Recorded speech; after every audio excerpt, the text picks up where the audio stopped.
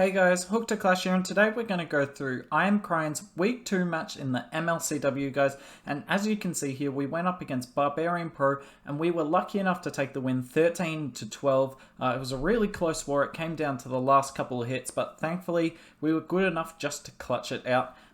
Today I'm just going to be going through a recap of it though, but if you would like to watch the live VOD of this, because I actually did a stream of this war with live planning from all of the guys from I Am Crying. So if you're interested in watching that, please go to my Twitch, and it's like the second or third last stream that I've done. My link for that is in the description below, so please watch it. It's honestly a good watch, if I may say so myself.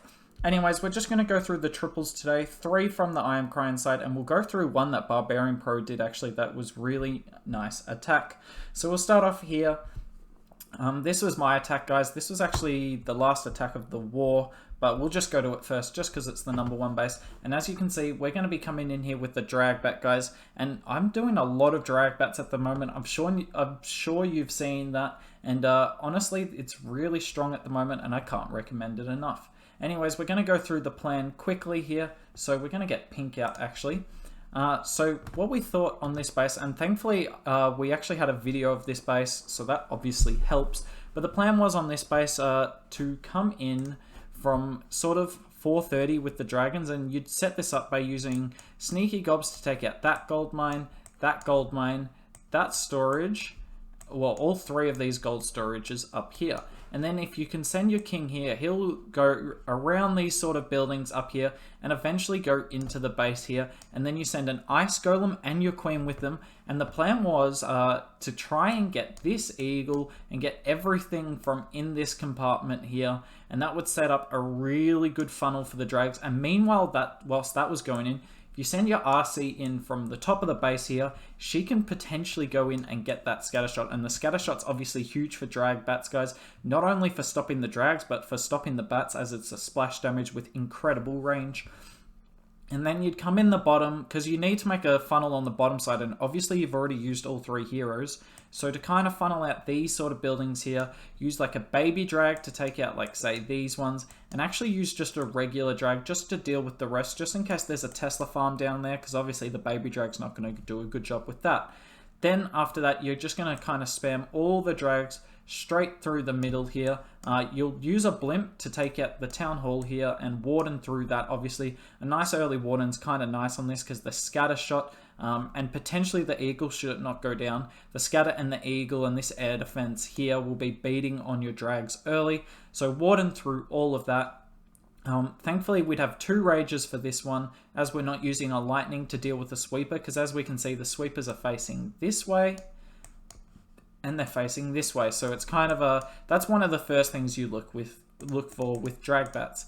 And then depending on what I got with my bats, sorry, not with the bats, with the Sui, I'd either start my bats on the scatter that we outlined before, this one here, would either bat bomb that scatter, bat bomb the eagle here, should the eagle not go down, or just bat wave from the top side, because look at it, guys. If all goes to plan, the only splash damage will be this wizard tower left. I brought 3 freezers, as you can see on the bottom here, so I mean, you definitely wouldn't need 3 freezers for only 1 splash defense, but even if you have to deal with the scatter, I mean, you don't need many freezers, so I honestly should have bought 7 bats and 2 freezers with this, but this works out fine in the end. So we'll start the attack live here, guys.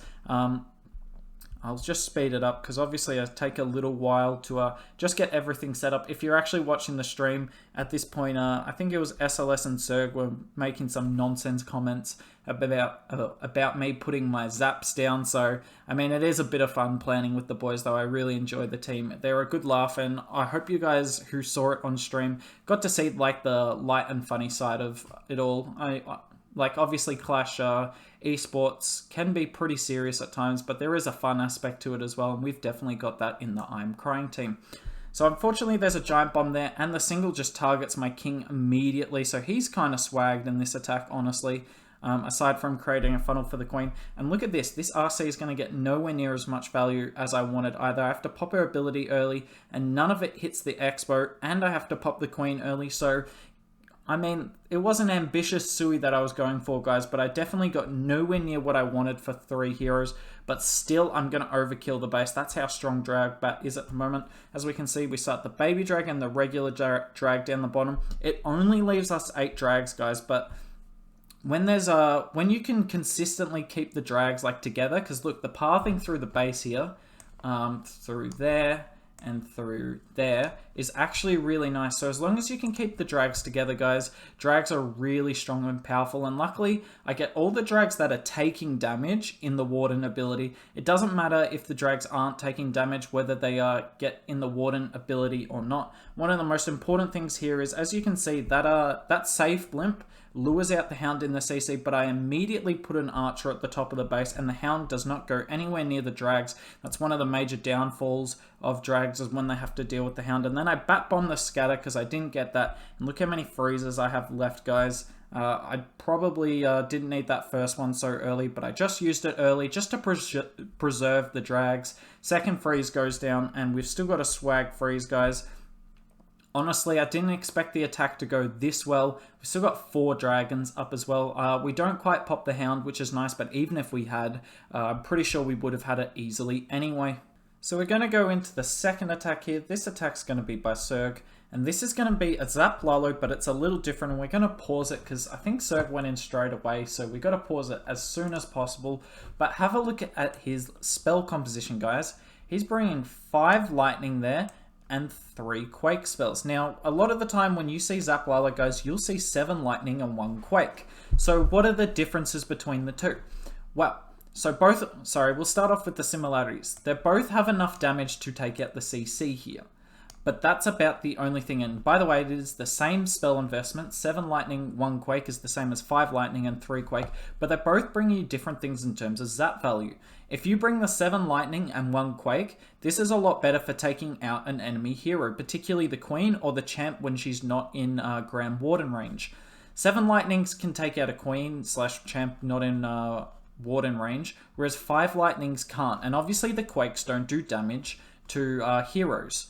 Quakes, however, are better for doing area damage. And if we have a look around the CC here, guys, the enemy queen's all the way up here and the RC's all the way over there. So he's not going to be able to hit any hero with these lightning or quakes. So you're better off bringing the 3 quakes, because these 3 quakes can do damage to literally, you could hit this sweeper here and the CC with the quake. Whereas with the lightning, you obviously can't hit that. It's got a much smaller range. So by using the quake, we'll get rid of that. You can kind of hit all of these buildings. I reckon you can get the multi there as well. You could hit all of these. Obviously, you don't want to activate the town hall, so we won't include those. But you could hit all of these defenses in that sort of ring there that you couldn't get with the lightnings. So often if you're doing damage to buildings, it's better to bring this lightning composition. I know that hasn't been talked about much, so I thought I'd detail it to all of you at home, and hopefully you learned something there. Anyways, it doesn't look like he gets a lot of zap value on this, guys, but he uses this zaps and quakes, really, because there's a lot more quakes than usual. He uses these spells to make this Sui really powerful, and he's going to come in with a really nice Lalo angle behind both the sweepers, but we'll get to that in a second.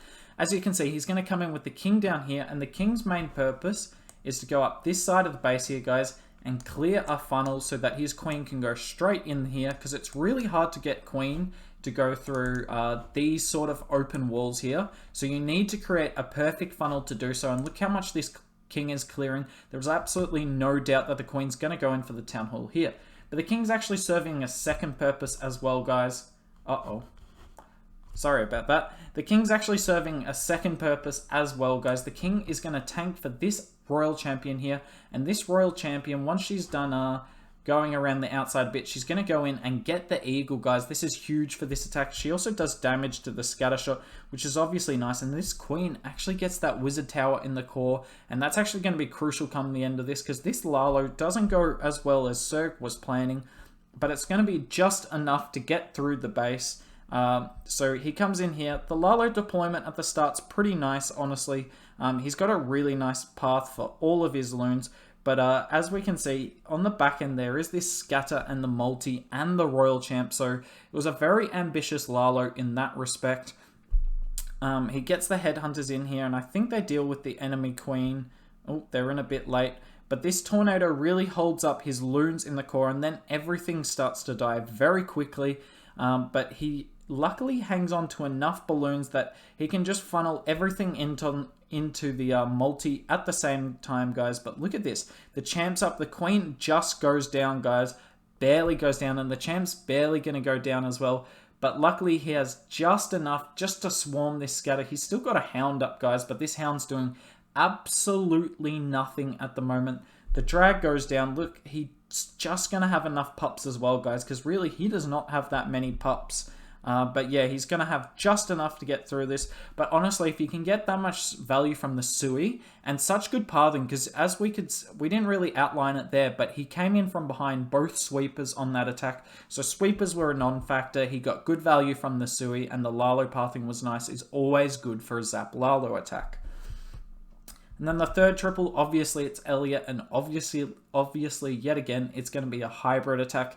And the main thing I want to take out of this attack, guys, is Elliot has got absolute, well, I was going to say balls of steel, but I don't know if I should be saying that on YouTube. I think the better way to put it is he's got ice in his veins, guys. This man is crazy. So we missed the zap there, but his zap got a scatter shot and 2 expos, which is obviously huge value, and it's going to help out this queen charge a lot because all of these defenses here in the core are down. His queen has a much nicer path because look at all the buildings she can get. It's kind of like that. It's a much nicer path, and she's only dealing with 1 or 2 defenses at a time, and she can literally reach every defense that she's dealing with, guys. That's amazing for a hybrid attack, or just a queen charge in general, sorry. But have a look. We're going to zoom right in on this queen here, guys. Would you have popped your ability or used a rage in this position? Keep in mind that Elliot's only got 1 rage and 1 freeze with this attack at this point because it's a zap hybrid. Look at this, guys. Look at him. He's not popping the queen ability. He just has absolute faith that his queen can get through that. My God, we were all kind of on the edge of our seats through that, but he was so calm through it. As I say to you guys all the time, Elliot is the king of staying calm through an attack. This wizard on the builder hut's actually really nice because it forces his queen a lot better into the base. He's going to have to burn his first freeze here, but he's perfectly okay with that. And I think he's going to nail his rage here as well, although I don't know if he has to pop it. But as you can see, no, he doesn't have to pop the queen ability, which is yet again perfect. She's going to deal with the single, but we'll start focusing on the top part here. This king has been funneled nicely into this compartment here, as we can see. Sorry, that's probably a bit thick, guys. The king got nicely funneled into that compartment there by using this siege barracks at the top here. Cleared out all of this stuff so that the king had nowhere to go but into these open walls here. The open walls are really bad for queens, guys, but it is amazing for kings. Kings love walking through the base like that. As we can see, the hybrid's coming in here, and he still has so much of his hybrid up. His queen's still up, guys. His queen has gotten through so much of the base there, so much value in that zap, guys, and he's still got the champ ability. And when there's no back-end single, it is or back-end hero for that matter, it is very hard to kill this royal champion if she's got her ability. And he's just going to power through this base. He has so many miners up, as you can see there, guys. So it's a really nice attack by Elliot, but really good plan. If you see on any bases, there's like two expos or like 3 expos next to a scatter shot, and you can kind of walk around the outside of the base nicely. It's definitely worth zapping for the zap hybrid attack. And we're going to show one more attack. Normally I don't show defenses, but I actually wanted to show this attack because we've seen a lot more of this attack since ESL on the weekend. We're going to pause it just there for you all. Have a look at this army he's bringing, guys. This is not an army we see often. It's not an army I've tested a lot, so I can't tell you guys at home whether I would recommend it or not. But what I can say is this use of the 5 lightning here and the 4 quake is actually very smart. So when you think of zapping the CC, you need 8 spells for it, obviously. But with this, yes, you have to bring an extra spell to take out the CC with this combination of 5 lightning and 4 quake. But these 4 quakes do what they normally do as 4 quakes, and if you put them, say, here, you will open up all of these walls. So you're going to use 4 Quake for this attack anyway, so you may as well put it on top of the CC here, which is in the core of the base. It only costs you an additional 5 spells to take out the CC, and then you also get your Quake. It's just like double value. You know, it's 2 birds with 1 stone essentially, and you're using a lot less spells for it than you would have otherwise, and it opens up the entire base here. And he doesn't have to deal with the CC, guys, which is obviously huge, and it's really handy on this base because he's going to get through the Eagle immediately. Look at it, he gets the Quake, perfect, guys, and he doesn't activate the Town Hall. I don't know what I think of that. I think with a Yeti attack, I would be happy activating the Town Hall, but because this is a Go Weebo attack, the witches and their skeletons do much better if the Town Hall's not there, taking them out, well, not even one by one. The Town Hall takes out skeletons so quickly. But as you can see, he comes in here. Unfortunately, he didn't get the outer wall with the Quakes, but he just brings a wall breaker for it, which is fine. He uses his one and only rage a bit early for my liking, but it's still going to do good work. And look, at this point of the attack, if you go and watch the VOD, at this point of the attack, we were starting to think, wow, can we hold a 1-star here? Because look at it, nothing's gone into the center of the base. He had to pop his Warden early.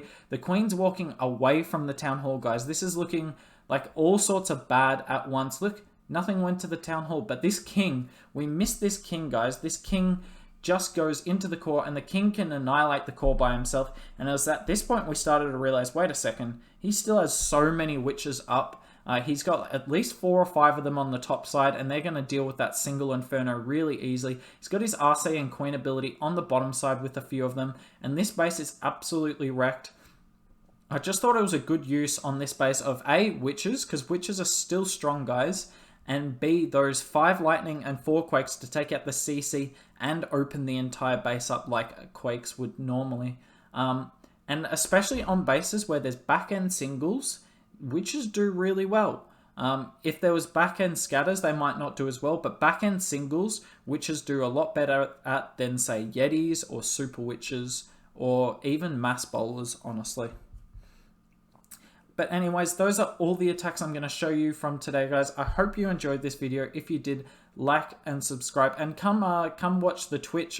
I've left the link in the description below, so come watch the streams, because I will try and stream most of the I Am Crying Wars, guys, just so that you can see how we plan and the attacks live. It's heaps of fun to see you in chat, so I definitely hope to see you there. And if I don't see you there, I hope you enjoyed this, and hopefully I see you soon.